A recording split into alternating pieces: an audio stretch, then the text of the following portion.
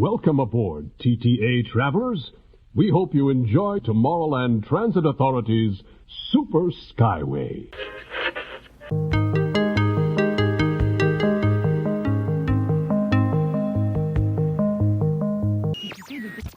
Scanners detecting more trouble in Sector 9. No doubt it's the work of that nefarious criminal, the sworn enemy of the Galactic Alliance, the evil Emperor Zurg. Planetary Boogie! It's the Planetary Boogie! Before we begin, we'd like to make the minor control adjustments. Oh, something broke. Hold on one moment, please. Just one moment, thank you.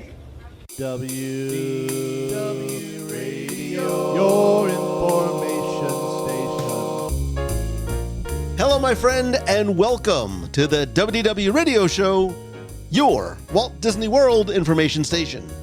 I am your host, Lou Mangello, and this is show number 711, and together, as we have been since 2005, we're going to celebrate the magic of the Disney parks, movies, Marvel, Star Wars, and more here on the podcast, my weekly live video on Facebook every Wednesday night, events, blog, and more. Please be sure to join the community, subscribe to the podcast, and find everything else at WDWRadio.com. So I'm going to open up the inbox again this week and answer more of your emails about topics including father-son activities in Walt Disney World, Disney's Contemporary Resort, and a discussion of possible themed rooms in Disney resorts, which I want to hear your opinion on as well, secret lounges, crowd levels, and best times to visit Walt Disney World, and a Disney dream trip around the world. Stay tuned for our Disney Trivia Question of the Week, and more updates at the end of the show, including information about our very first, very special Nat Geo adventure coming up later this year. And if you like what you hear, please share the show and tell a friend. So sit back, relax, and enjoy this week's episode of the WDW Radio Show.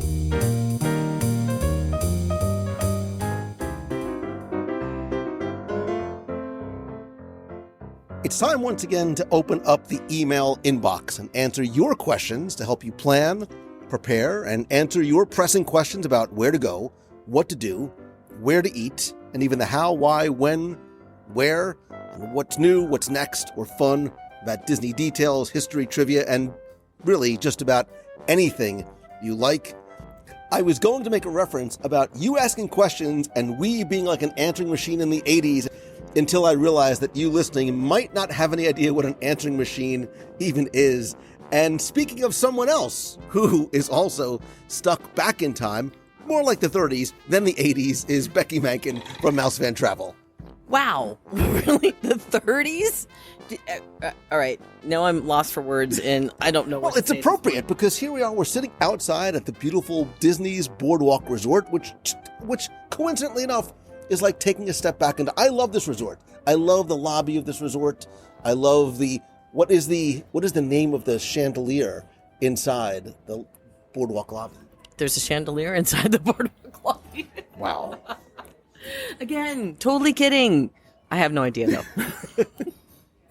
I love it. I love the old sort of Atlantic seaboard coastal. We did a show way back when with Jim Corcus where we talked all about the history of this resort and Luna Park and some of the cool details you can find inside, including the 2 creepy kid chairs.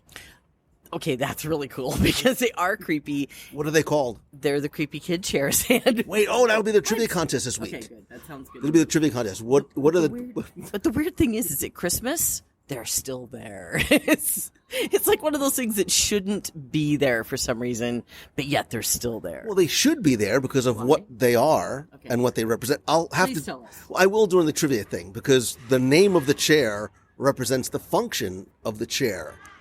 What's on the back of the chairs? The sunshine? I don't No, there's names. Are there really? There are. Wait. Never stopped to look So at there's names. 2. There's one on either side of the fireplace and the Totally boardwalk. Googling Like, this. stop with the Googles. Stop with the Googling. It's a super weird Zoolander reference. Those are not the only 2 nanny chairs in the Boardwalk Resort. Okay. I have Oh not my God, I just gave it away. I just called them nanny chairs. Well, You must start this over because... No, we're going to keep going. So now I'm going Good to know. to... The trivia contest question is going to be, what is the name of the chandelier in the boardwalk line? I thought that the chairs were going to be something like Bill and George or There are names on the back of them. They're called nanny chairs because when well-off couples would have like a nanny take their children to like the carousel or the boardwalk, it would be the place the nanny would sit. That sounds like a pretty practical use. Moving on to the inbox. We're just going to move forward. The first question comes from Victoria, and I am reading this verbatim. Hey Lou, in parentheses, and Becky, question mark. My husband and I will be meeting our father-in-law and brother in Orlando for a 4-night trip to Walt Disney World. I am desperate. She says desperate for your advice on how to make this trip extra special for 2 conflicting reasons. This is my DVC member father-in-law's first trip to the parks in almost 8 years. Needless to say, a lot has changed, and our first time going on a trip with just him.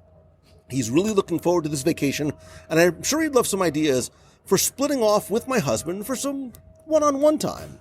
It's also my not-so-baby brother's first time to any Disney park ever. Wow. He's a freshman in college this year, and I'm excited to give him an amazing trip to offset all the challenges he's faced this year.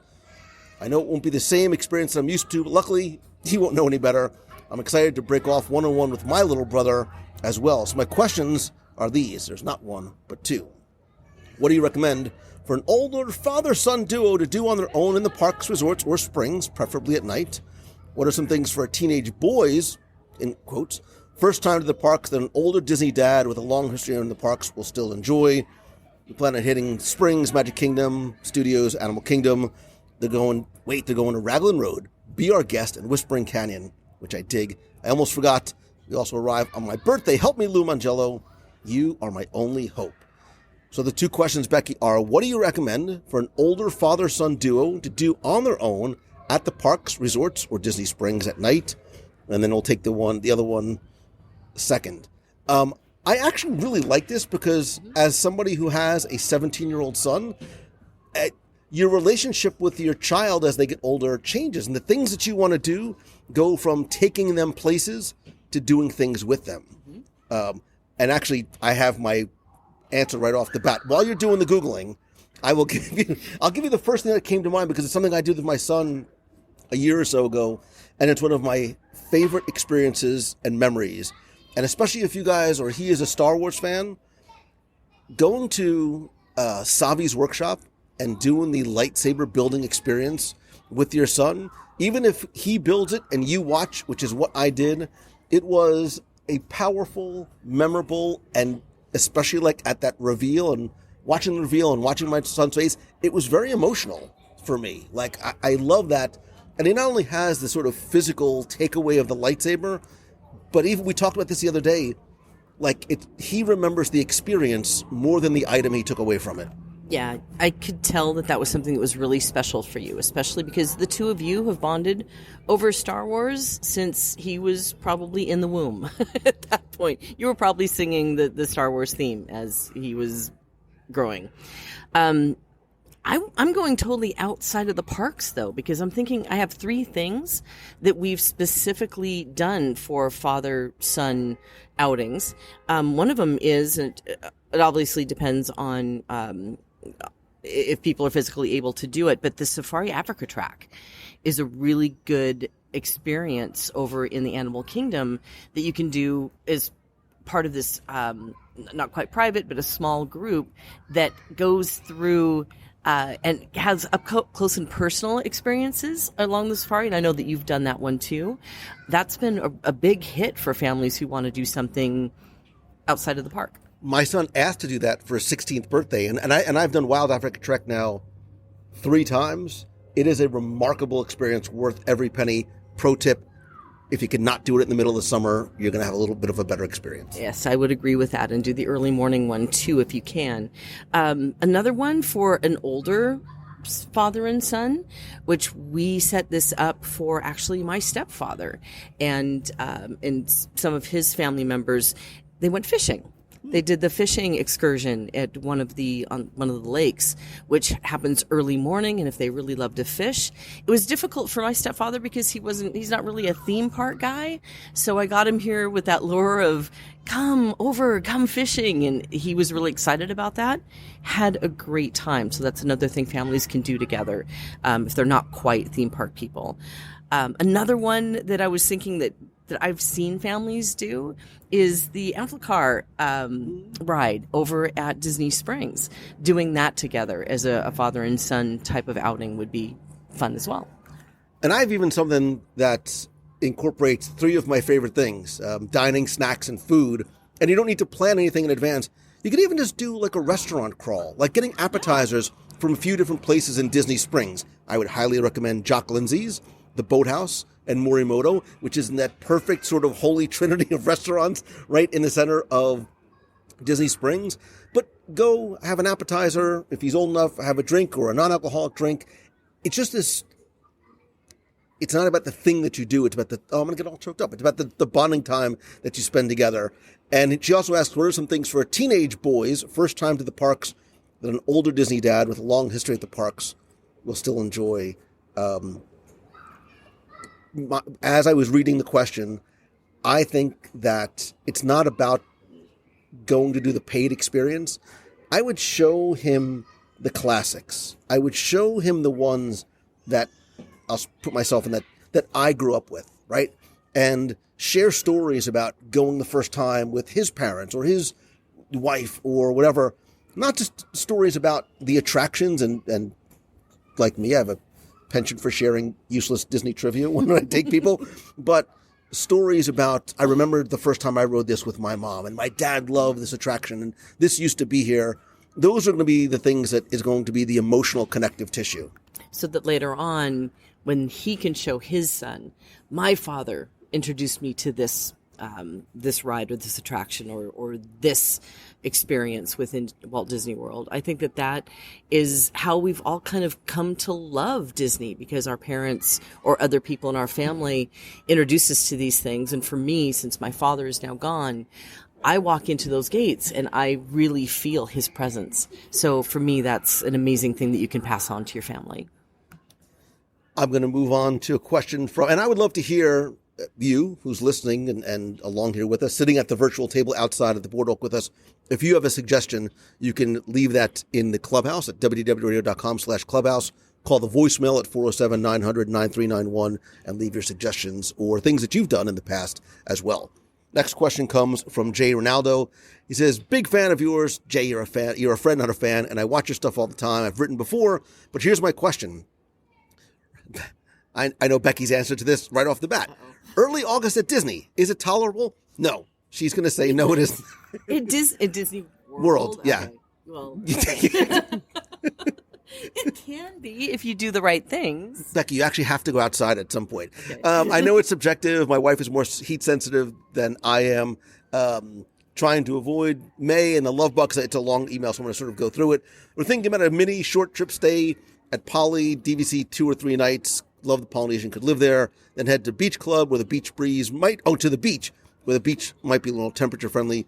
Do the parks early and later, pool or something inside during midday. What are your thoughts? Jay, I'm going to forgive you a first answer, which is if you go back to show 368, I did a show called How to Keep Cool and Beat the Heat in Walt Disney World. We share a lot of tips as well as things to do. My best recommendation to you is very simple. Breaks good. Heat stroke and meltdowns bad. Taking breaks and avoiding the midday is critical, in addition to staying hydrated. Like bring a bottle to refill throughout the day so you don't have to worry about spending money for water. But getting out of the sun, getting into the AC, not just in the parks, but even sort of taking a full-blown break between 11 and 3 might not only save your day, it might save your marriage as well. For those who are very heat sensitive like myself, if I do have to be in here in summer, which I try to avoid it like the plague because it can be a little overwhelming, I will go out in the mornings, and when that midday 11-ish starts hitting, go back to the resort. have a pool day, be inside, go to lunch, do something that's going to get you out of the heat, and then go back out after the sun goes down.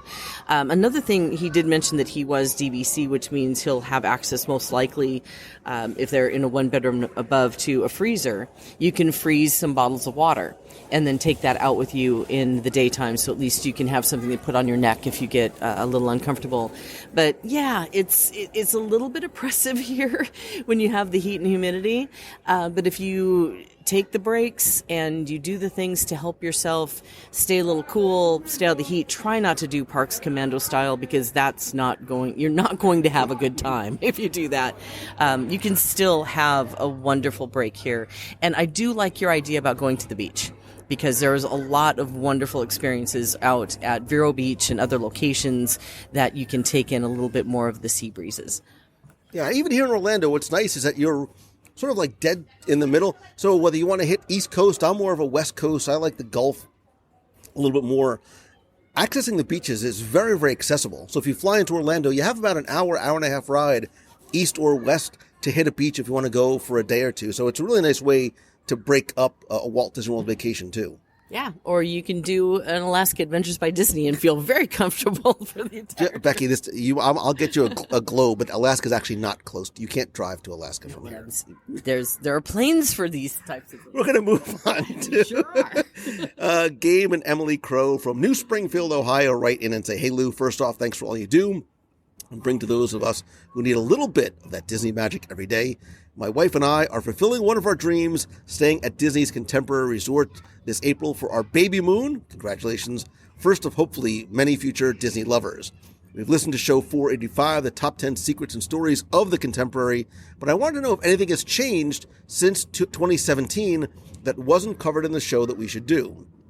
Seeing as we're probably not going to be staying there anytime soon, and it's one of our bucket list resorts, we want to ensure we're not missing out on anything, and I can't think of anyone better than to ask you. Thank you. Hope to see you at the boathouse." Well, you are, in fact, in luck. Not just because that utility cart is coming by, what you hear in the background, but there have been a lot of changes and significant changes to the Contemporary since 2017.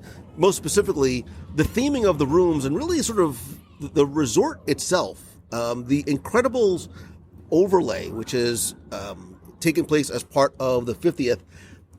As a whole, Disney wanted to sort of not just change the feeling in the rooms, but throughout this resort. And it's sort of based on this philosophy of what the resort represented at the beginning, even when it was the Tempo Bay Resort briefly and then Contemporary, is this idea of the optimistic spirit with this retro modern aesthetic facing towards Tomorrowland. There's a reason why it is positioned where it is.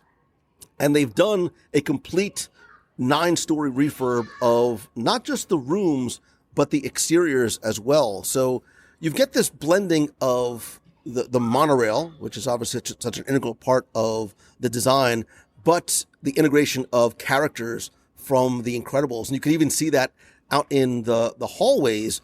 There's, again, this is sort of a nod to the past with those bright reds and bright oranges, which make me think of the old arcade down below. But there's also that, again, that sort of retro modern squares and circles and triangles that give it a retro modern sort of futuristic look. It's inside where the rooms have taken on a whole new personality. And like the introduction of IP or Not into the rooms, I think especially for kids, it is a huge guest satisfier when they walk in and they see not just Incredibles colors, but artwork on the walls. When you open up the closet doors, there's artwork on the back of the hanging of the Incredibles superhero costumes and the masks sort of on the shelf up above. But I actually think the Contemporary shines in the lobby. I think the lobby is absolutely beautiful how it's been redone. The Wave of American Flavors is now Steakhouse 71, which is a not so hidden, but still sometimes hidden gem of dining. We did a lunch review there a couple of years ago. It's fantastic. The smash burger, the stack burger is delicious. The breakfast is outstanding, and I haven't been there yet for dinner. If only there was somebody, oh my gosh, anybody Are we gonna do who this would go now? have a steak. This is why it's great to do this in person, because then I can like yell at you and hit you because you're right in Violence in line. is never an option.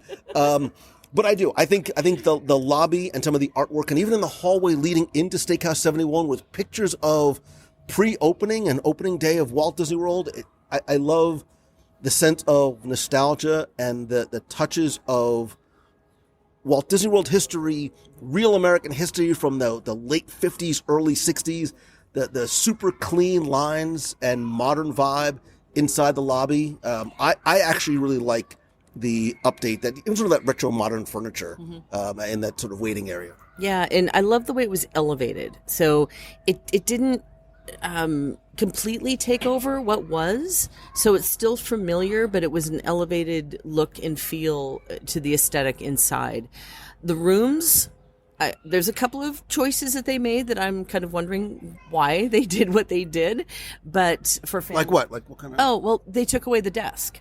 So I really did like the way that it was laid out previously, where you had that long desk and you could work from it if you needed to, but you also had storage space on top of that shelf. Taking that away, of course, gave it a little bit more room in the room. However, it's less functional for me anyway. Others probably find it better because there's more room for them to move around and store things. The nods to, of course, The Incredibles are very cute, and some of them are subtle and some of them are not so subtle. So I do think that they did a really good job of bringing in that IP without making it so saturated that you felt like you were in the middle of the movie. Yeah, because I think, what's interesting about the Contemporary and some of the other resorts as well is that there is not just the family and vacationer element, there is the convention element too, because it has such a large convention center. And if you do want, here's a little bonus tip, not that this is what you're looking for, but if you do want a place to go and get some work done, you can actually go on the third floor, where you have the walkway into the convention. There's a lot of like couches there and some tables there and a couple of quiet spots to work or take a business call if you need to as well. Do you like, I'm asking you, Becky, and you, our friend, the listener, do you like and or want to see more introduction of, and I hate sort of calling it IP, it sounds so sterile and corporate, but do you like the idea of introducing characters from movies and attractions and theming rooms throughout the resorts the way they've done in the past? And some of them have been tests that have come and gone. Pirate-themed rooms, princess-themed rooms, haunted mansion-themed rooms were supposed to be a thing and never sort of came to pass for one reason or another. But do you like and would you like to see more of that? Not necessarily for all the rooms, but some rooms. For some rooms, absolutely, because I think that that's one of the things that helps the Disney resorts stand apart from just a resort that's down the street or the Marriott across the way or the Sheraton over here, is that you are staying in something that does kind of engulf you in a little bit of magic or a little bit of something extra that you might not get. It's really easy to just stay off property now, and granted, it's no secret that there's some of the things that we used to enjoy by staying on property are no longer available to us. So they do need some things to encourage people to stay on property, and the introduction of IP, because when your little boy loves pirates and they can stay in a pirate room, that's magical for a family. Or if you have the family that loved The Incredibles and being able to stay in there, that's very cool. I don't think that they need to do the entire resort in something like that because it might not fit for some people. They might not need that. Like me, if I'm traveling on my own, it's very cool to see, but not something that I want to pay extra for. I do like, here at the Boardwalk, where you do have the overall theming of the Boardwalk appeal, that is incredibly cool as well. I would just rather see some sort of in-depth theming overall than to just have a regular hotel room, So I think the resorts, let's go down this rabbit hole, because I think the resorts are obviously themed, right? I think the Boardwalk has this, and there's been this rolling refurbishment, right? About every 7 years or so, all the resorts sort of go through refurbishments. We've seen it at Yacht and Beach Club and some of the other resorts, Caribbean Beach. which I like because it's sort of the theming in the room reflects the theming of the overall resort. The idea of more heavily themed character and movie and story-based rooms, like a pirate themed room, like a Haunted Mansion themed room, would you pay extra, right, if there was 10, 20, 30, whatever the number is? If there's a limited number of rooms that are, when you walk in, it's not, you know, a Caribbean Meets theme, it is that sort of very sort of heavy pirate theme room, would you or do you think families would pay extra for that level of theming and immersion? Yeah, I absolutely think they would if they're attracted to that theme or immersion. So, for example, I could look right into your eyes and say, would you pay $50 extra a night to stay in a Spider-Man themed room? Of course you would. Don't play with my emotions. But that's the point. You have a little girl who's really into Anna and Elsa, and of course, as a mom or a dad, you're going to say, wouldn't this be extra magical and special if she could stay in this room that's themed this way? So I think that there's something to be said for it on a limited basis at the resorts, but again, not covering the entire. Like I'm thinking, so I love Port Orleans French Quarter. I love New Orleans. I love the resort itself. I love all the things about it. Imagine having some Tiana themed rooms, some Bayou themed rooms, a Dr. Facilier, like cool, like, and I think there's a lot that you could potentially do with that in some. Which is what they actually kind of did on a higher level scale over at Disneyland, where they did the signature suites, where they took 5 or 6 different rooms, and one is a Sleeping Beauty room, and one is the pirate room. But it's so over the top. But of course, those are a little out of many of our budgets to stay. But to do that on a smaller scale, that would be, you know, pretty cool to be able to get your hands on those, especially for those families. I mean, we're lucky. We're here all the time.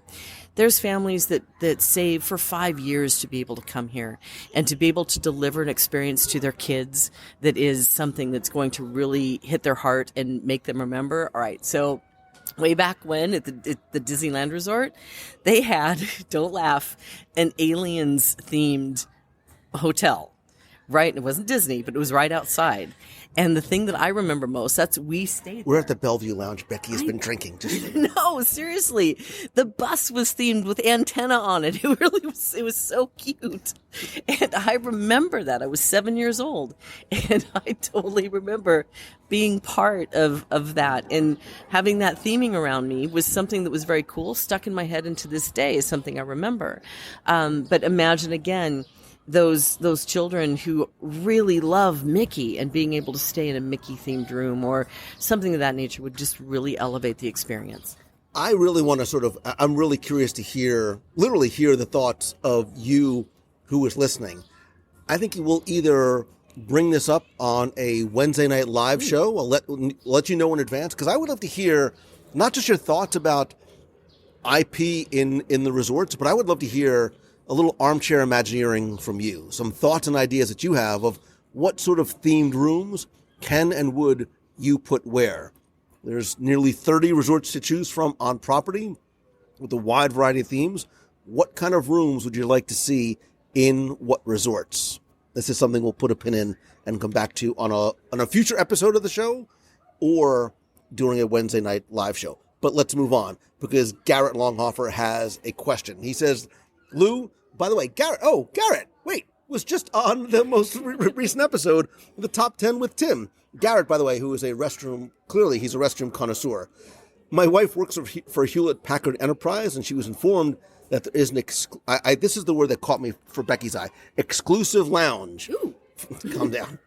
For HPE in Galaxy's Edge. She had to book with a corporate liaison at Disney, so we would go check it out when we're at Disney's Hollywood Studios next month. I wanted to ask, how many of the corporate lounges are there in Walt Disney World, and have you ever been in any of them? What kind of cool things can I expect to see when we go? Also, if you have pictures, I'll be more than happy to send them to you. Thank you, Garrett.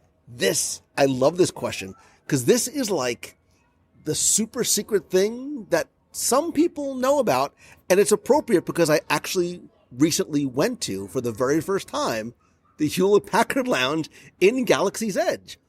A friend of mine, and I won't say their name only to sort of to protect their identity, but I just don't know if they would want or not, said, hey, have you ever been to the lounge at Disney's Hollywood Studios? At first, I thought they meant maybe the 33 Lounge, which Becky was nice enough to invite me to once, the old Catwalk Bar, which I dig. And I was like, no. They said, no, this one's in Galaxy's Edge. That was my face, too. As I'm reading the email, I'm like, wait, what? It, but I didn't know that it actually existed. And I said, no, I've never been. She got very excited. She's like, wait a minute. I'm going to show you something. So it was this like cool super. She's like, meet me in this obscure corner of Galaxy's Edge. We want to take you up to the lounge. I won't say exactly where it is. You can probably find it on your own. But there is this super secret, out of the way corridor that you go into. And if you are a Hewlett-Packard Enterprise employee and make the arrangements ahead of time, you can go upstairs to this lounge, which is tucked, like hidden inside Galaxy. Your face is like, wait, what? I don't know where that would be. You'll never figure it out. Okay.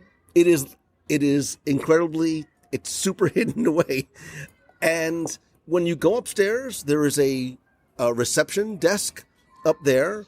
There is and they walk you down this long hallway that is lined with lightsabers, dozens and dozens of different lightsabers. And there is this beautiful, bright lounge that has like a little, like, when I say bar area, Becky, don't get excited, but a bar that has like snacks and drinks and coffees and teas, a huge TV that they can do teleconferencing with, or just a place to sort of get away and relax. Super, super, super nice. And it's actually not the only corporate lounge that's here or has been here throughout time. There was a corporate lounge in Spaceship Earth. It's currently unoccupied. There's one in Spaceship Earth. There's one in Test Track.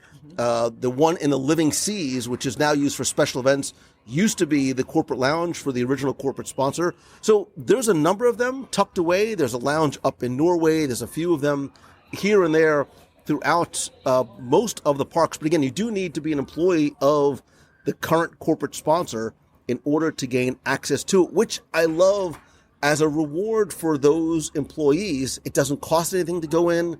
It's a place to get out and get away. But I love the gift for them that is like this super secret place that they can go into and check out.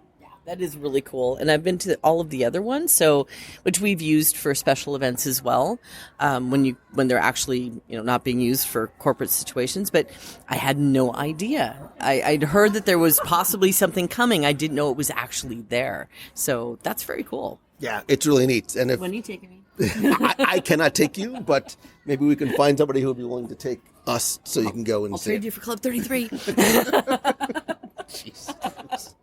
The next question comes from Terry Long. It says, "Hey Lou, love in all capital letters and bold and confetti. Love your podcast. They are so informative and fun. My family and I haven't been to Disney since 2017. We're planning a trip. Yay, there's 15 of us. We try and plan our trips when it's off season." You're beating me to the punch, Terry. It seems like there's no off-season time in Disney anymore. My question is, when do you think is the least crowded time to go to Disney? We are open to any month. Thank you so much.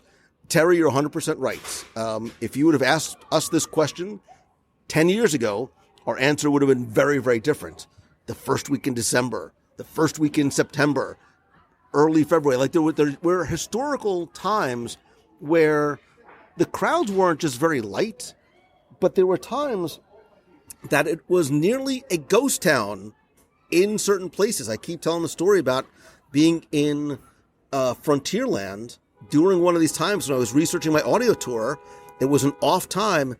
I could have thrown a pebble from one side of Frontier to the other and not hit anybody. Those times don't really exist anymore, which is a good thing, right? If you're Disney, you don't want downtime. So they've done a lot over the years to not only incentivize guests to come during some of the slower seasons, but that's why the festivals were originally conceived, right? We talked about this, I think, on an earlier email show. It was to sort of help attract guests during the slower times. Attracting international guests during the slow times also has been another way. So now there are slight dips in schedules, and I think historically the slower times, and you can sort of map it out based on school schedules. So when the kids are in schools is probably some of the better times to go. If there is a school holiday or if it's summer, those, that mountain peak of the graph is going to go very, very high. Whether you choose to take your children out of school is depending on how old they are. I was taken out of school when I was very, very young, and I turned out okay. I think you also have to think about special events and holidays. And I think, Becky, too, I think some of the old trends still hold relatively true in terms of September being a great month because kids are fresh back in school. You're not taking your kids out of school. There are no school holidays. So it has been. And just like that first week in December, but then you start looking at things like, well, wait a minute, Mickey's Not So Scary Halloween Party is now in September, and Halloween Horror Nights, and Food and Wine Festival, and Flower and Garden. So those things that used to sort of help the slow seasons are now more attractors. Correct. Where September used to be the go-to month for those who felt comfortable about taking their kids out of school or not. And it was getting a little cooler. It wasn't as hot as August. But then the moment that Mickey's Not So Scary came into play, and that starts around now August 20th or sometimes a little earlier, that kind of threw that as being a slow time out the window. And now we're kind of seeing the slower times, if there is one, as I say in hand gestures of quotation, that right after President's Day through the first bit of February tends to be the slower now. Believe it or not, there's sometimes in May that can now find that slower time.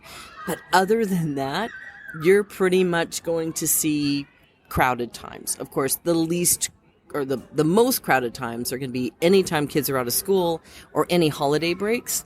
So if you can just avoid those, you're probably going to be on pretty good track. Yeah, and this, there's no sort of hard and fast rule, but like mid-January to early to mid-February is usually pretty good as long as you start to avoid the presidents. Just like early March, like the first week and a half of March is good. Pay attention where Easter is. Right, late April, like right once you're sort of past Easter, late August, especially in Florida, as kids start going back to school. And also think, too, if you're able to travel not on weekends, but weekdays, right? So, like weekdays, like in November, minus Thanksgiving, and weekdays in December, minus as you start getting close to Christmas, are still traditionally relatively slower days, but you have to determine what you're able to do with school schedules, with work schedules, etc. As I understand, certainly, teachers and some things, you can only vacation at certain times a year. Right. Right now, we're still in the revenge travel period. Seriously, where people are just booking travel like crazy. That's going to slow down. Revenge travel is such an issue. I'm going to show you. I'm going to take a vacation. That's exactly what it's called in the industry right now because everybody is traveling no matter when, how, or why. We expect that to calm down, hopefully sometime in 2024. So what we're seeing right now might change a little bit over time. But even right now, if you were to look at availability for October of later this year, which is several months from now, you're going to have a hard time finding rooms available because people have wanted to return back to Disney, and several people have still waited a little bit past more of the pandemic, even though mandates have been lifted here for quite some time. They're just now feeling comfortable about doing so. So people are planning their vacations, and this year they're planning them all at the same time, or so it seems. So if you're looking to maybe get lower rates, possibly if they're going to come down, of course, because everything is priced on supply and demand, watch the trends and then book accordingly. And I'm not saying it because you're here. I would say it even if we weren't here. But this is why having like a travel advisor who knows these trends, who knows, hey, you might not realize it's a race weekend. So there's huge, and we're here on a race weekend. There is very, very high demand. This might be one that you want to avoid because the rates are higher. it will sort of help you in sort of not only planning, but the budgeting. Yeah, absolutely. We can watch those trends. We have our fingers on the pulse of what the prices are doing, what the availability is doing. And I heard it around all over this last week. People were saying, oh my gosh, I had no idea it was a race weekend because they weren't informed. So if you work with somebody like us, we can help you avoid the situations like we've got this week. And I prefer makeup travel as opposed to revenge travel. It just sounds kinder and sweeter. It's industry jargon right now, and it's called revenge travel. Just a quick aside, we're sitting outside of the Bellevue Lounge on the second floor of Disney's Boardwalk Resort. We're sitting outside. Becky has sangria, you can tell. But we're sitting outside. It is a golden hour. The sun is setting. The temperature is coming down. And we're overlooking. It's like a park, right? This wonderful green space just in between the, sort of the U-shaped center portion of Disney's Boardwalk Resort. There are families out there. They're playing games. They're playing cornhole. We looked at each other. It was like, wait a minute. We smell something burning. Mm-hmm. Like they're making s'mores. The screen is up for the nighttime movie. We're right by this is what it's all about. This is why you choose certain resorts. It's why coming to a place like the Boardwalk is so nice. It's not just because of the access to Epcot and Hollywood Studios. It's not just. It's because of things like this. And most of the resorts do things like this. Always keep in mind, especially if you have kids, it's not like you use the word commando. You don't have to be commando style to have a Disney vacation that is relaxing and enjoyable. And look at those kids, right? Making s'mores. Now I can't say it the right way. Schmoes, right? They're making s'mores. They're just playing games. I'm going to cry a little bit because my kids are too old for this now, but I absolutely love it because it feels like a park. First of all, you're never too old for s'mores. It is a thing, and we may have to go down there after we're done here. But a trend that we did see, especially after pandemic and things were raised, is people were coming to the resorts and just staying at the resorts. The theme park was secondary to their stay. We were getting more people asking about the pools and asking about what other things were going on here. And I love that. I love the fact that there's so much going on at the resort itself that you don't have to go running into a theme park and run around like mad out there and stand in line and do all the things that are, kind of difficult about a theme park vacation. You can just come and stay at the resort and enjoy the pool and enjoy the things that are going on like this. Like the Surrey bikes. We were out here the other night. We sort of had a late night meeting at the Boardwalk. The magicians and the jugglers were out there. There was the Boardwalk entertainment. It's one of the reasons why I like this resort, and all of the resorts have something like that too. So always make sure when you stay and as you're choosing different resorts there, you really take advantage of the resort offerings. Every resort at when you check in, I don't know if they all have paper ones anymore, but on your app, you should be able to find a lot of the different resort activities. And a great example of some of the things that we're counseling some families on is when you come here, if you're trying to be on a budget or you want to save a little money, think about the things that are going on at the resort and then don't worry about park hopper tickets. Go to one park a day, and when you're done with that park, come here and enjoy these types of activities. So there are strategies to be. I'm going to reach out to the WDW Radio Nation, if I remember when I get home, and see if I can find one or two folks to join me on a top 10 things to do at the resorts. Things that you don't need a ticket for, but things that maybe you don't even realize that you can do, like the movies, like the s'mores, the campfire sing-alongs that they have at night. Walks, the other things that you can do around the horse and buggy rides. I mean, we're sort of doing the top 10 right now, but right. Exactly. Yeah, I want to be on that show, by the way. My flag's the stage. She's very angry. Can we have a water? No more. I'm cutting Becky. I'm officially cutting Becky off. 7 sangrias is enough. I have an orange slice in here, so that's dinner. Does anybody have any orange slices? What movie? I know that, and I can't picture it all of a sudden. Orange slices. Does anybody have any orange slices? I know what movie it is, and I can't. I don't know. All right, we'll move on. If you know it, post it. I'm going to Google it. All right, one more question before we wrap things up, because she's starting to walk towards the s'mores right now. Perrin Olson says, and I'm reading this verbatim, Lou and Queen of Walt Disney World Travel, Her Majesty Becky. I love this person. Hoping this gets my questions picked. Yes, it did. It clearly worked. I love the podcast and try and catch your Wednesday night shows on Facebook as often as I can. Thanks to listening to your podcast over the past few years. You just Googled it. It doesn't count. I want to travel to all the Disney parks across the globe. Japan, we're coming for you.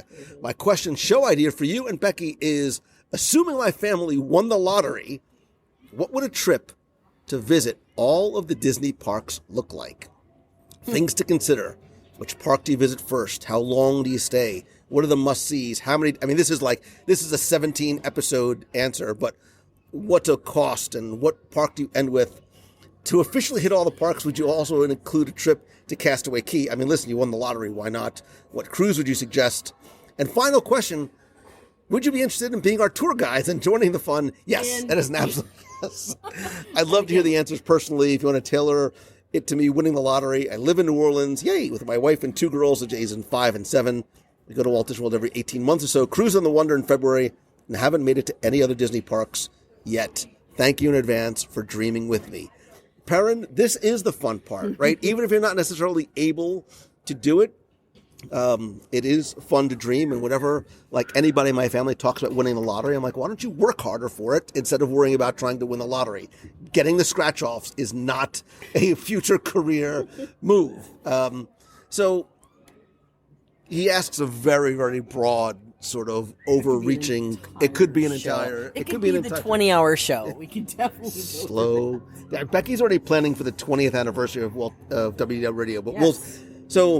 what would a trip to visit all the parks be like? It would be very long, and it would be a little pricey. It would be a little expensive. But let's just sort of, because we won't go down the super long rabbit hole, how would you do it? Because I think his question is actually missing a few elemental pieces to it. So let's sort of just talk this out. Where to start? I think you start do you start where you're most familiar, or do you end where you're most familiar? So I think this is the way that I would do it. I would start in Disneyland. Correct. I would start where it all started, right? So you have the foundation of your future trip. It started with Walt, it started with Mickey, you start there. From there, go west, young man. But whoa, slow down. You do not pass Go, do not pass Aulani. It's a good sort of layover in between here and your next stop. I would go from here, I'd go from Disneyland to Aulani, chill for a couple days because you're going to have a very exciting few weeks ahead of you. From there, I would then go to Hong Kong. Then I'd go to Shanghai. They're right next to each other. They're like right next door. Go ahead. Planes go in both directions. There's a reason why. Okay. Because I think Hong Kong is a small park. Got it. And then you move up to that next layer and level, which I think Shanghai. I think Tokyo Disney Sea of the Asian parks is the best of the best of the best, period. I think, especially because of Tokyo Disney Sea and because it's Japan, I would give extra time, extra attention to Tokyo. From there, I would continue west to Paris. I would return to the United States, but would I do a Disney cruise first? Yes, I would do a Disney cruise first. So you can hit Castaway, you can sort of come down, sort of reacclimate to sort of the time zone, because your body clock's going to be all kinds of messed up at this point. And then I would finish in Walt Disney World. Mm-hmm. I would say hello and thank you to Walt in Disneyland, and I would finish in the place that I, maybe you, call home, which is Walt Disney World. Okay. Shh, don't tell anybody, but we may have talked about this once or twice, about how we could pull off doing a trip all the way around the globe and doing that. So the way that you laid it out is pretty much exactly what we've discussed in the past of how we would do it if we could do it. But you made a funny face when I said Hong Kong, then Shanghai, then Tokyo. Because I'm thinking of time. So if you're going from Hawaii, going up to Shanghai, Hong Kong, and across, it's just I'm thinking of how flight patterns are and that type of thing. Sometimes Your hand gestures are very confusing. I don't necessarily think those. I don't think you're pointing to the map. It doesn't matter as much. But then again, there's some thought process to, yes, where you go from small park to Alani to small park to bigger park. It could actually make more sense to go from small park to Alani to big park. But now you're backtracking. Oh, you're doing it completely. No, I'm not backtracking. If you're going to Hong Kong. No, if you go from Alani to Shanghai to Hong Kong, and then to Japan. So it's actually kind of, what are you doing? I'm pulling up Google Maps for you. No. No, we're both Googling maps. Because Japan maps. I mean, the Small park versus bigger park. That's right, but the distance between Shanghai and Hong Kong, whether you're going left to right, east to west, north, it doesn't really matter that much. Small park to big park, rather than do small park, big park, small park, big park. I mean, Shanghai's not small. I mean, Shanghai's. Well, that's what I'm saying. Go Disneyland. Hong Kong is small. Yeah. Shanghai is medium. Disneyland, Shanghai, Hong Kong, Tokyo, Disneyland Paris. But you don't know Disneyland Paris yet because you haven't seen it yet, which is kind of exciting. So as soon as you see that, you'll probably make a little bit more informed decision about that. But it still is where it is. Like, it's not going to change. Me going there, Becky, is not going to change where it is on the map. I know that. I feel like Gamora right now. I understand that. But I'm thinking of the park size, because if you do Shanghai first, you're going to have more time there, right? It's a larger park to explore. There's more to do there than Hong Kong. So if you go from Disneyland to Shanghai, then you're going small park to medium park to small park to large park.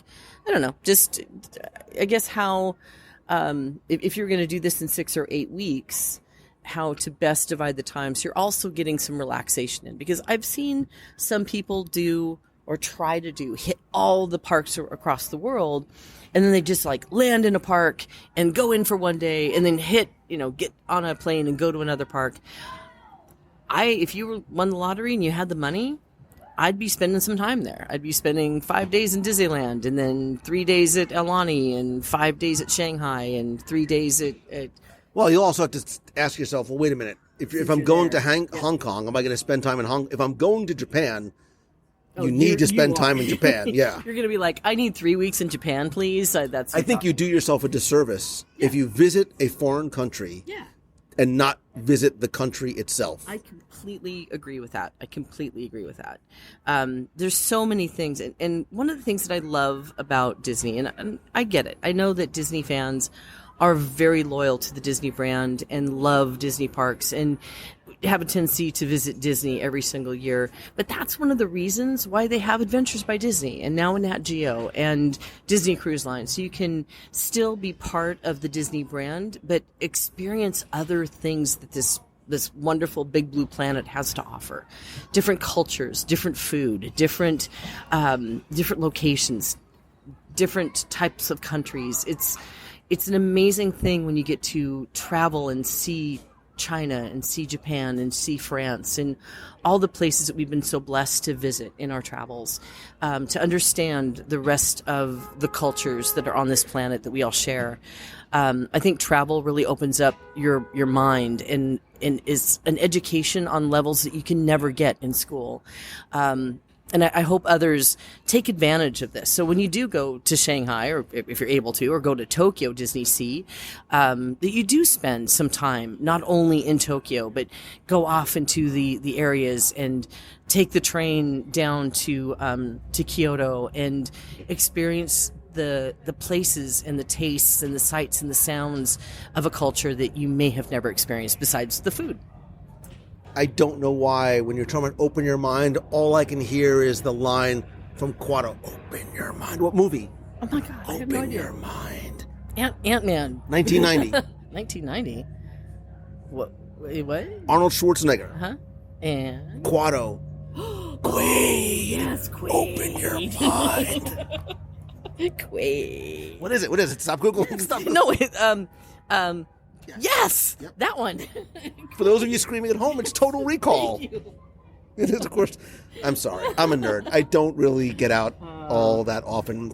You're so scary. Becky, if you can visit one Disney park for one hour, where do you go and what do you do? And I'm looking at the map, and I'm right. It's like, I'm right. I'm going to show you. Yes, I'm right. I know. Shanghai, I know. Hong Kong. But look, they're literally like right next door. They're not right next door. Do you Might as well hop over to Taiwan in between. Do you remember how long it took us to fly from there to there? You don't remember. I'm not going to. You're just totally thinking about. It doesn't matter. Listen, all I know is we're going on this trip with him. We're going to be gone for like 2 months. I can't wait. This is true. 1 hour in any Disney park around the world. We forgot something. We forgot an element because obviously it's going to take a while to win the lottery, right? So we're going to have... No, actually it happens pretty quickly. Like when you win. Shh. Quiet. Just go with me here. Because they Tim might... Foster is going to literally sue you for saying that. Whatever. That's a whole nother story. So with some time, there's probably going to be a Disney ship in Asia. So say that there's the Disney ship in Asia, then you do the Chinese parks, and then you do the ship from Asia, and then you do Tokyo. 1 hour, any Disney park around the world. Where do you go and what do you do? Disney Sea. And what do you do? Oh my gosh, I have to eat at the volcano place. What is that restaurant called? Volcania, whatever it's called. I love that restaurant. She just called it Volcania. You know you're right. You know I'm right. Oh, and then you can It's Volcania, but that's okay. Whatever it is. Remember the little mochi aliens? You were so excited. The little green men alien mochi. Those were like the best thing ever. And yeah, I'm looking forward. If you could ride one attraction on any Disney park around the world, what would it be? Ooh. Because my answer changes now. Mine kind of does too. If I could ride one attraction, it's Mystic Manor. Really? Yeah. That would be your choice? Yep. Don't make faces like it. Don't mock my choice. I'm still in love with Pirates over there. Just that. Remember that immersive feeling, and you felt like you were underwater, and I loved that. I absolutely. But then you ride Mystic Manor, and then there's that like SCA themed restaurant. Oh, that was cool. Right. Yeah. That's very cool. That's true. But again, I'm not. That's a. But if I could only visit one park, it would be Tokyo Disney Sea. Yeah. For me too. Hands down. Yeah. Shanghai is north of Hong Kong. I know where it is on the map. It doesn't mean planes don't go both ways. It doesn't matter. Why? These things matter. Becky, if you go to Shanghai first, you still have to go that way and then go back the other way. It's so much fun. It is so much fun. Becky doesn't understand air travel. This is why my brain hurts. It's why it's the last question of the day. I can't move forward from here. So much fun. But I would love to hear. Why do you like torturing me? I'm not a bad person. This is why. Perrin, thank you very much for that question. That was a great question. It is. We're all in with. And we're gonna put this one in the clubhouse as well. If you, our friend, if you're still here and you have a question, you could email me Lou at WDWRadio.com. If you have a thought, something you want to share about any of these questions, you can leave it in the clubhouse or call the voicemail at 407-900-9391. And if you want to go to any of these destinations, you can go and visit mousefantravel.com for your free, no obligation quotes and help and friendly advice at no cost to you from the wonderful and brilliant and oh so very friendly advisors at mousefantravel.com. Absolutely. And again, I want to just press that point because we still hear people saying, why should I use a travel agent? Because it's going to cost me more money. And it does not. We charge no fees, 0 fees for our services. So you're going to pay what you're going to pay direct, but then you're going to get an advocate. You're going to get somebody that's going to help you avoid the tough times. You know what you can do with those fees? You can get yourself one thing to eat in any Disney park around the world. What is it? Little mochi green men. I love those little mochi green men. It was amazing. You? Cattail? The cattail is good, but do you remember that sort of that bacon wrapped rice thing outside of the Tower of Terror in Tokyo Disney Sea? We had like 6 of them. All the popcorn. Flavored popcorn? Popcorn's like 17 different flavors of popcorn, and you have to go to the different carts to get the different flavors. Remember the one that tasted like spaghetti? Yes. It was like spaghetti popcorn. They call it basil or something. Like tomatoes, like a tomato basil. Yeah, But it was like spaghetti. It was spaghetti. It was flat out spaghetti. And then we went into the queue of Soarin', which is so different than the queues here with the 3D stuff. I can't wait for Perrin to take us on this trip. I'm very excited. I'm going to go start packing now.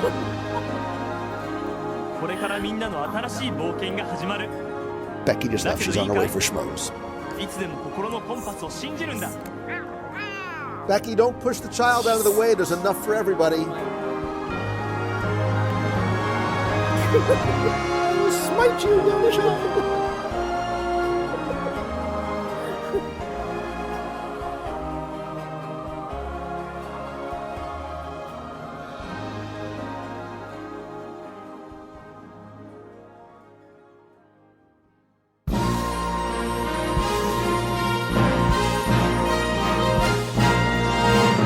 Time for our Walt Disney World Trivia Question of the Week, where I invite you to test your knowledge of Walt Disney World's history or see how well you pay attention to the details in which you see, hear, remember, maybe even taste. If you think you know the answer, you can enter for a chance to win a Disney prize package. And this week's trivia contest is once again brought to you by you, because as part of the WDW Radio Nation family, you help bring every episode of the show to life. Every live broadcast, the contests and giveaways, they're all thanks to, by, for, with, and about you. And you can find out how you can help the show and our Dream Team project, which benefits the Make-A-Wish Foundation of America, for as little as $1 per month, and get exclusive rewards every month, like scavenger hunts, group video calls, access to our private Facebook group, shirts, stickers, monthly care packages from the parks, early access and discounts to special events, and much more by visiting wdwradio.com/support. I want to thank some new and longtime members of the Nation family, including Starla Malloy, Kenneth Puccia, JS, and Allie and family. I am incredibly grateful to and for you, and want to personally welcome you into the Nation family. Again, to find out more and join the Nation, visit wdwradio.com/support. Of course, before we get to this week's question, we're going to go back, review last week, and select our winner. So last week we were talking about the top 10-ish restrooms in Walt Disney World, and I asked you to tell me what the restrooms in Galaxy's Edge on the planet of Batuu, what are they called, because they're not actually referred to as restrooms in Galaxy's Edge. Congratulations if you played, got this one correct, and knew that the answer was refreshers. So the restrooms are known as refreshers, and actually the water fountains are known as hydrators. And if you need any help learning some of the other lingo and references and translating some of the words written in Star Wars languages of Arabesh or Huttese in Batuu, you can go to your datapad, which is your phone, open up the free Play Disney app, click on the Galaxy's Edge datapad, which is a mobile app created specifically for when you go to Black Spire Outpost, and really sort of makes this an immersive role-playing almost experience. You'll be able to type in the words and translate them right in the app. You can also ask some of the cast members, residents of Batuu, to teach you some of the more common phrases and lingo that is used throughout the outpost. And bonus tip, if your young child has to get out of the queue while waiting for Smuggler's Run to use the refresher, you can actually ask for a refresher pass from a cast member who should be able to give you one so you don't have to wait in line all over again. So back to the question, I took all the correct entries, randomly selected one, and last week we were playing for a WDW Radio mug, a pin, and a mystery prize that I went and got for you from Batuu. And last week's winner, randomly selected, is Ann Campbell. So Ann, congratulations. I will get your prize package out to you right away. If you played last week and didn't win, that's okay, because here's your next non-restroom related question. So since I mistakenly ruined the nanny chair question, this week I want you to tell me, what is the name or the type of the chandelier in the boardwalk lobby? It has a very specific name to it. And just as a quick aside, since I can't share more details in the question about the nanny chairs, these are actually reproductions that were cast from originals around 1889 or so that were hand-painted and then highlighted with gold leaf. And then the Imagineers who were involved in the creation of the reproductions put their names on the back of each chair. And those names were Todd and Paul, but the ones that are in the lobby right now have two different names on it. The names on the chairs in the lobby now are Carrie and Kylie. I'm going to go out on a limb and take a wild, random, I have no information guess that maybe those are the names of the daughters of Todd and Paul. If you know exactly who Carrie and Kylie are, I would love to know the exact facts surrounding it. But back to this week's question, what is the name or the type of chandelier in the Boardwalk lobby? You have until Sunday, March 5th at 11:59 p.m. Eastern to go to WDWRadio.com. Click on this week's podcast. Use the form there. Again, this week, you're going to play for a WDW Radio mug, pin, and you know what? I'll throw in another mystery prize as well. So good luck and have fun.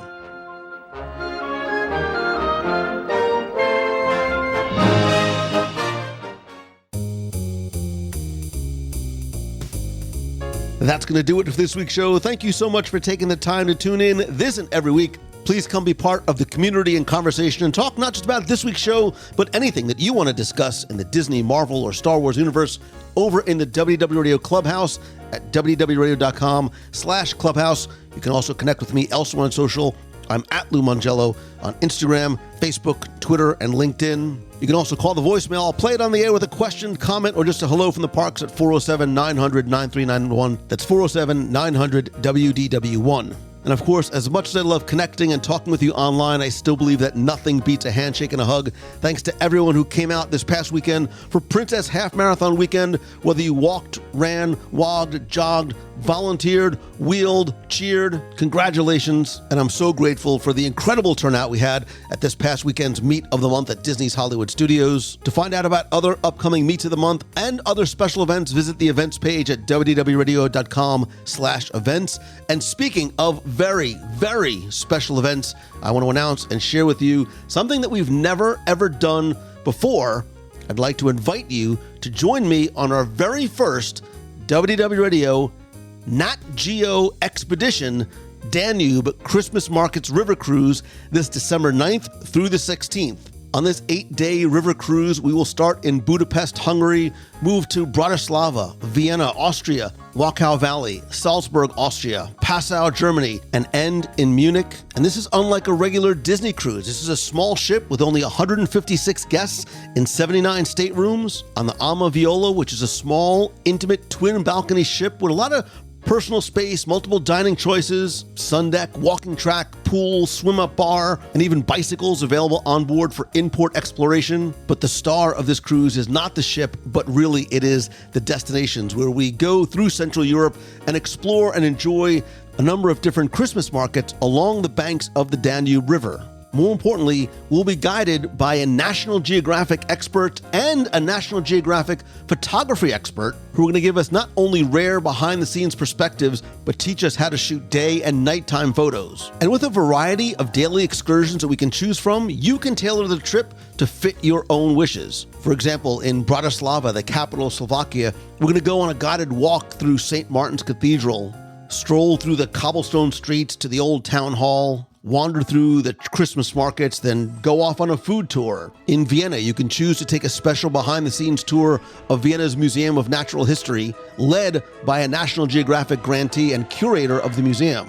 To learn more, see the full itinerary as well as photos of some of the destinations and the Ama Viola ship, and get a free no-obligation quote from our friends over at Mousefan Travel, visit wdwradio.com/natgeo23. And we currently have an exclusive rate discount with a $750 savings off per person off direct rates. Those are only available until May 1st. So if you're interested, I suggest getting a no obligation quote or booking now, because some staterooms are starting to sell out. I have never done this before, but I have heard nothing but amazing things about river cruising. And what I love is that not only are the destinations going to be the stars, but it is this smaller, more intimate ship. We have the Nat Geo guides, and you really don't have to worry about anything because pretty much everything is already included. Your meals, there's an all-day tapas menu, afternoon tea, coffee station, drinks, reception, cocktail hours, lectures, all your onboard entertainment, all your excursions and activities, the entrance fees, the ground transportation,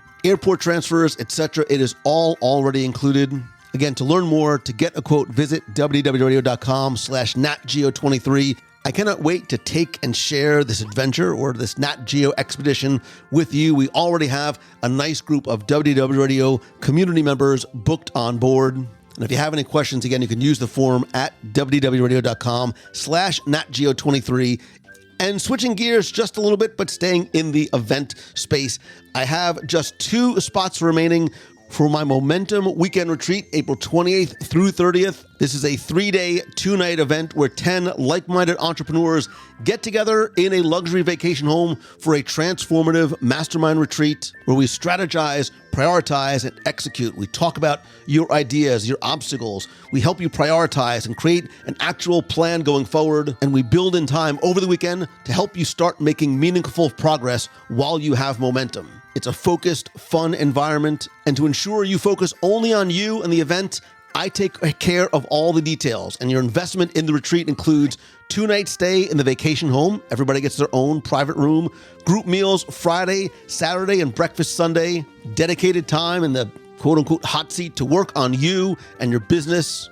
All the retreat materials, lifetime access to our online mastermind group for ongoing support and discussion and resources. And snacks. I'm also going to take care to make sure there is enough snacks as well. To learn more and secure your spot, you know what? I'm actually going to extend the super early bird special to give you $200 off. It expired February 25th. I'm actually going to extend it until Monday, March 6th. So if you're interested, you only have 1 week left to take advantage of the extended super early bird discount. Again, to learn more, secure your spot, visit LouMongello.com/retreat or reach out to me, lou@wdwradio.com if you have any questions. Also, be sure to subscribe to the free WDW Radio newsletter, which will be delivered to your inbox every week with updates, exclusive content, and the latest information about upcoming events, live broadcasts, including this week. I'll be live not once, not twice, but possibly 3 times, as I'll be joined by my very special guest, Ridley Pearson, the author of the Kingdom Keeper series of books. This week and on Saturday, I'll be joining Ridley for his signing in Disney Springs on Saturday morning. And by signing up, you can also immediately download a free copy of my 102 Things to Do in Walt Disney World at least once. So you can get the free book, the weekly updates, and more just by visiting WDWRadio.com and finding the newsletter sign-up form right on the homepage.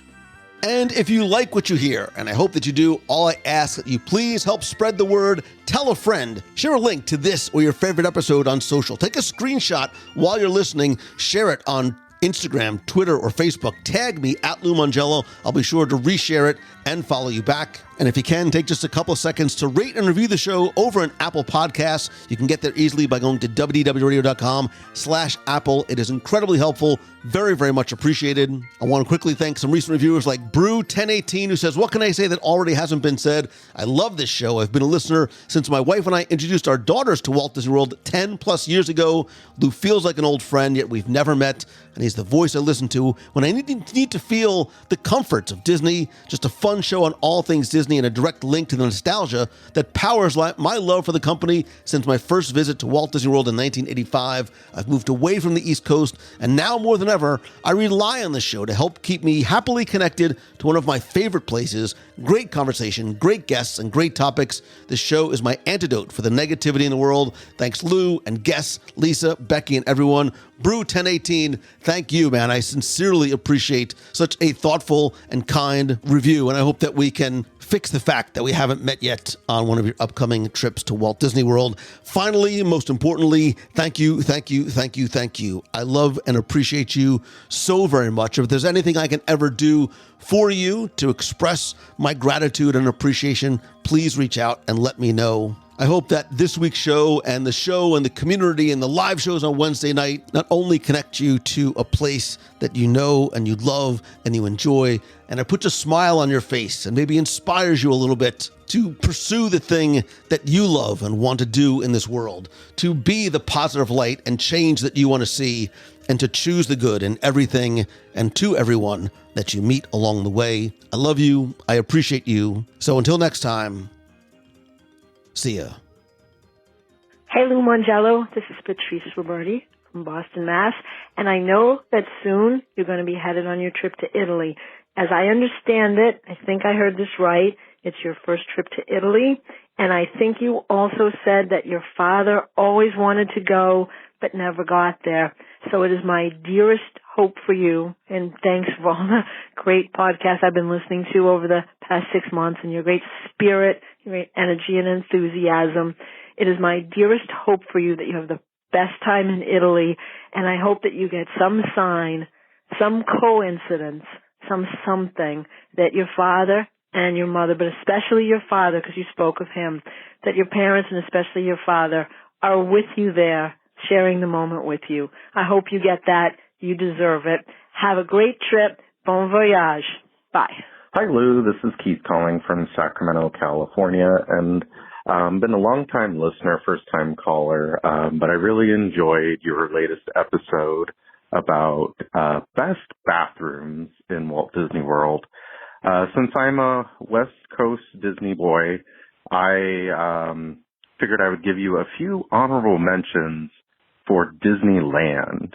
One of my best bathrooms is in Tomorrowland, just by the train station on the other side of Innoventions. I think it's called Star Wars Launch Bay now, but I always know it as Innoventions. So kind of tucked in there. It's kind of shady. There's not exactly seating, but, you know, it's kind of tucked in out of the way.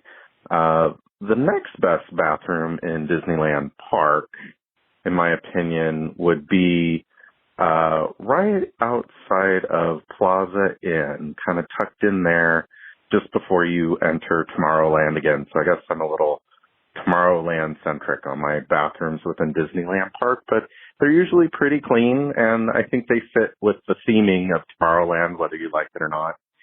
And then to jump over to Disney's California Adventure, I think the best bathrooms in California Adventure are in Cars Land.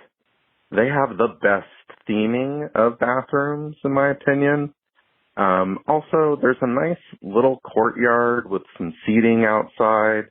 So, you know, if you have a big group or, you know, somebody needs to go in and you don't, you kind of have a place to relax. It's shady there. And, of course, it's Cars Land. So it's Radiator Springs. And then my second for DCA, if you're leaving through the Grand Californian entrance and exit way there are bathrooms immediate to your left, right by the GCH Craftsman Bar. So if you're going back to the Grand or the Disneyland Hotel or Paradise Pier and, you know, you can't quite make it, they're right there. They're really nice. They're well themed to the hotel, of course. But those are kind of my two favorite, at least on the DCA side of things. So those are your honorable mentions for Disneyland. Tomorrowland, Plaza Inn on the Disneyland side, and then Cars Land and the Grand, the GCH Craftsman Bar bathrooms. So I just figured I would give you those. Thank you so much. Keep up the great work. Love the show. Bye-bye.